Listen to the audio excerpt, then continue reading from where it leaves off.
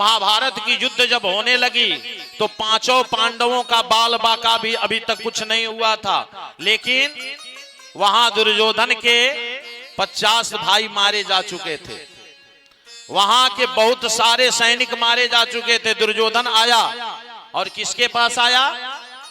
द्रोणाचार्य जी के पास। गुरु द्रोणाचार्य जी के पास गया और जाकर के कहा, द्रोण, मैं आपके जैसे महारथी जिसने अर्जुन को भी धनुष चलाना सिखाया, कर्ण को भी सिखाया, यहाँ जितने महारथी हैं सबके गुरु आप हैं।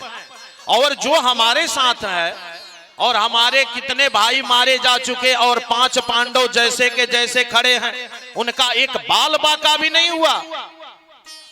यह कैसी विडंबना है?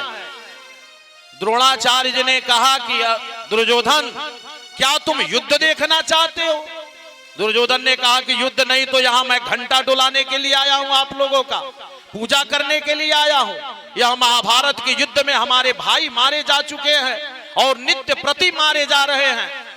द्रोणाचार्य जी ने कहा, दुर्योधन, कल का युद्ध तुम देखना और कल के युद्ध में इस द्रोण को देखना कि यह बूढ़ा बाबा क्या क्या करता है। अब प्रतिज्ञा कर लिए द्रोणाचार्य की, कल के युद्ध में 5 पांडवों में एक भी कोई नहीं बचेगा। 5 पांडवों का उस दिन जो है विनाश होगा। यह प्रतिज्ञा कर लिए द्रोणाचार्य जी। इस बात जो है मालूम चला किसको? भगवान कृष्ण को। भगवान गोविंद ने कहा युधिष्ठिर जी से, युधिष्ठिर जी, आपको मालूम है कल का युद्ध में द्रोणाचार्य ने प्रतिज्ञा किया है कि मैं युद्ध लड़ूंगा और 5 पांडवों का विनाश होगा, फिर आप सब कोई बचने वाले नहीं हो। क्यों? क्योंकि आप सब भी अस्त्र शस्त्र द्रोणाचार्य जी से ही श्रवण किए हो, सीखे हो, आप सब भी उन्हीं के शिष्य हो, इसलिए आप सब बचोगे नहीं। युधिष्ठिर जी महाराज ने कहा कि प्रभु ये बताइए कि हमें क्या करना होगा। भगवान कृष्ण ने कहा कि आप 5 भाई जब आज का युद्ध विराम होगा तो सायंकालीन जा करके और द्रोणाचार्य जी को प्रणाम कीजिए और प्रणाम कर करके पूछ लीजिए उनसे मरने का कारण। अब देखिए, 5 पांडव चले गए द्रोणाचार्य जी के पास, गुरु जी के पास गए और जाकर के अर्जुन, भीम, नकुल, सहदेव, युधिष्ठिर जाकर के द्रोणाचार्य जी के पैरों में गिर गए। द्रोणाचार्य जी के पैरों में गिर गए। द्रोणाचार्य जी ने कहा कि बोलो बोलो, क्या बात है पांडव? अभी तक तो तुम लोग आते थे तो दूर से ही प्रणाम करके चले जाते थे, आज क्या बात है कि इतनी लंबी दंडवत कर रहे हो, हमारे चरणों में गिरे हो? कोई ना कोई बात तो जरूर है। क्योंकि रोज अगर व्यक्ति दूर से ही आपके घर से चला जाए और किसी दिन आपके घर में आकर के आपसे आग्रह करने लगे तो ये तो मालूम चलेगा ही कि कुछ न कुछ मांग रहा है। द्रोणाचार्य जी ने कहा कि ये बताओ कि क्या आप लोग की इच्छा है? 5 पांडवों ने कहा कि गुरुदेव, अगर आप देना चाहते हो तो एक ही बात बता दो। द्रोणाचार्य जी ने कहा कि पूछ लो। अर्जुन ने कहा कि ऐसे नहीं, आप पहले यह बताओ गुरुजी कि आप हम सब जो पूछेंगे उसका सही सही उत्तर आप दोगे ना? द्रोणाचार्य जी ने कहा कि हाँ हाँ, जो पूछोगे आज सब सही सही उत्तर देंगे। तो 5 पांडवों ने द्रोणाचार्य जी से क्या पूछा? ध्यान दीजिए। 5 पांडवों ने कहा कि गुरुजी बस यही बता दीजिए कि आप मरेंगे कैसे। अब गुरुजी से शिष्य पूछ रहे हैं कि यह बता दीजिए गुरुजी कि आप मरोगे कैसे।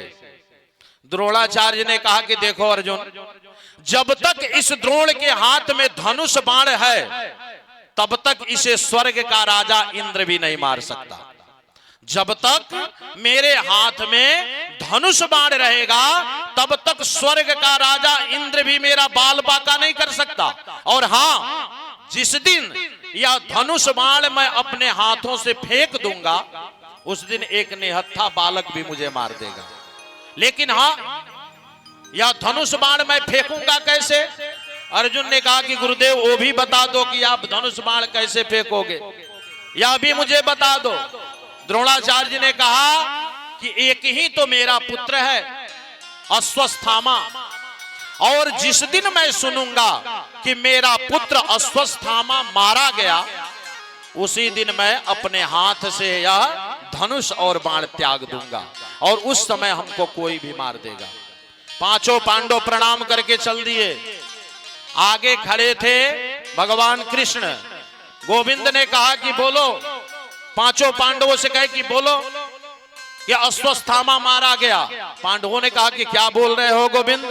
अरे अश्वत्थामा तो मारा नहीं गया, भीम को बोला इधर आ जाओ और देखो वह हाथी है, उसका नाम है अश्वत्थामा, उस हाथी को उठाओ और राम नाम सत्य कर दो।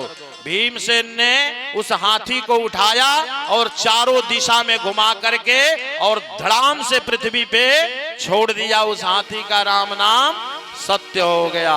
बोल दे वृंदावन बिहारी लाल की।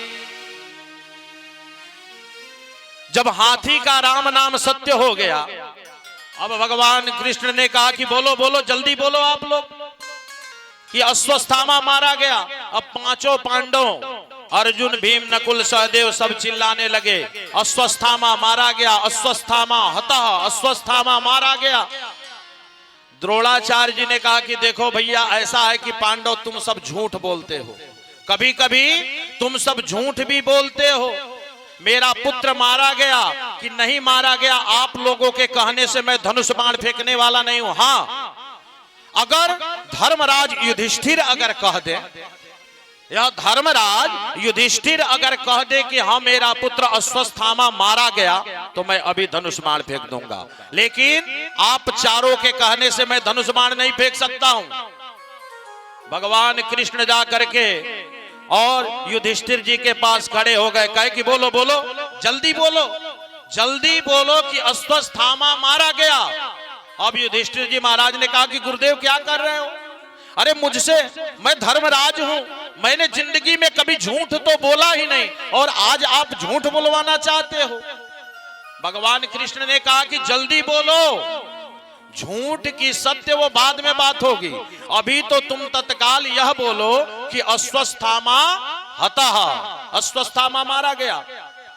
अब जो जीवन में कभी झूठ बोला नहीं हो उसे कह दीजिए झूठ बोलने के लिए, तो वो क्या करेगा बेचारा। अब धर्मराज युधिष्ठिर जो है कि लगे संकोच करने के लिए, मैं क्या करूं। भगवान गोविंद ने कहा कि जल्दी बोलो, अरे बोलो जल्दी, नहीं तो यह समय निकलने वाला है। युधिष्ठिर जी तुरंत बोले अश्वत्थामा हतः, और जैसे कहे अश्वत्थामा हतः, द्रोणाचार्य जी ने अपना धनुष और बाण फेंक दिया। अब जैसे युधिष्ठिर जी देखे कि धनुष बाण फेंक दिया और उधर से धृष्टद्युम्न आ गया तलवार लेकर के, यह देख करके अब धर्मराज युधिष्ठिर जी ने कहा कि गुरुजी यह सोच लीजिएगा कि वह हाथी मरा है कि मनुष्य। अब जैसे अभी कहने वाले थे कि गुरुजी मनुष्य नहीं, आपका लड़का नहीं, अश्वत्थामा आपका पुत्र नहीं, हाथी मरा है, अभी कहने वाले थे, तब तक भगवान गोविंद ने इतना जोर से शंख बजाया कि यह बात जो है द्रोणाचार्य जी को श्रवण ही नहीं हुआ, यह सुनाई ही नहीं दिया। और धृष्टद्युम्न आया और द्रोणाचार्य जी का सर काट दिया और पांडवों की जीत हो गई। बोल दे वृंदावन बिहारी लाल की जय।